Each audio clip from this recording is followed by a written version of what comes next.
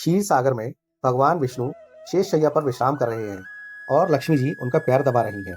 विष्णु जी के एक पैर का अंगूठा शैया से बाहर आ गया और लहरें उससे खिलवाड़ करने लगीं।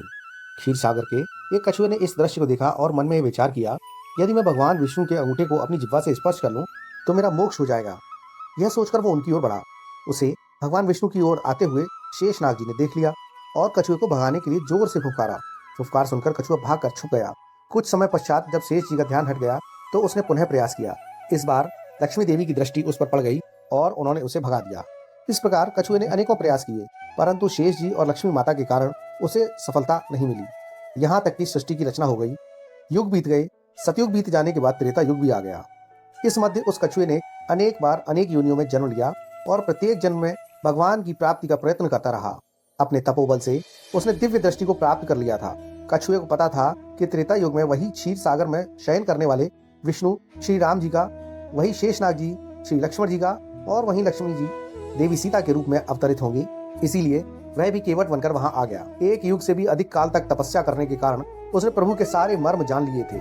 इसलिए उसने प्रभु श्री राम से कहा था कि मैं आपका मर्म जानता हूँ। संत श्री तुलसीदास जी इस तथ्य को जानते थे, इसलिए उन्होंने इस चौपाई के माध्यम से केवट के मुख से कहलवाया है कि कहे ही तो मार मर्मों में जाना। केवल इतना ही नहीं, इस बार केवट इस अवसर को किसी भी प्रकार हाथ से नहीं जाने देना चाहता था।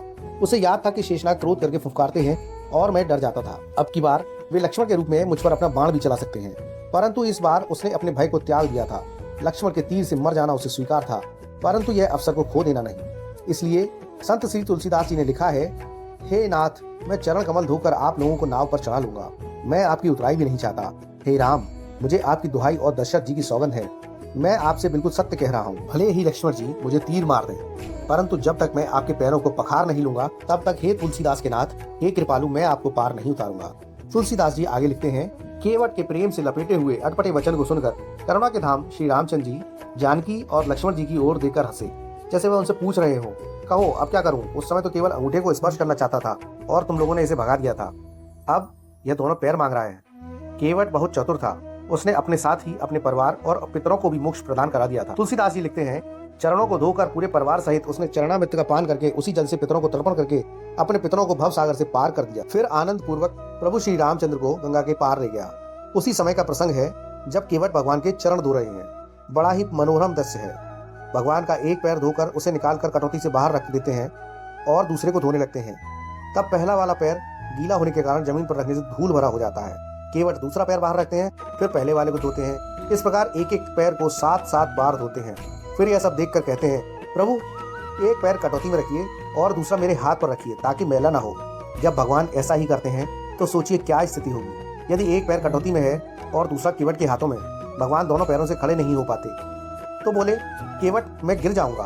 केवट बोला, चिंता क्यों करते हैं भगवान, दोनों हाथों को मेरे सर पर रखकर खड़े हो जाइए, फिर नहीं गिरेंगे। जैसे कोई छोटा बच्चा है, जब उसकी माँ उसे स्नान कराती है तो बच्चा माँ के सिर पर हाथ रखकर खड़ा हो जाता है। इसी प्रकार भगवान भी आज वैसे ही खड़े हैं। भगवान केवट से बोले, भैया केवट, मेरे अंदर का अभिमान आज टूट गया।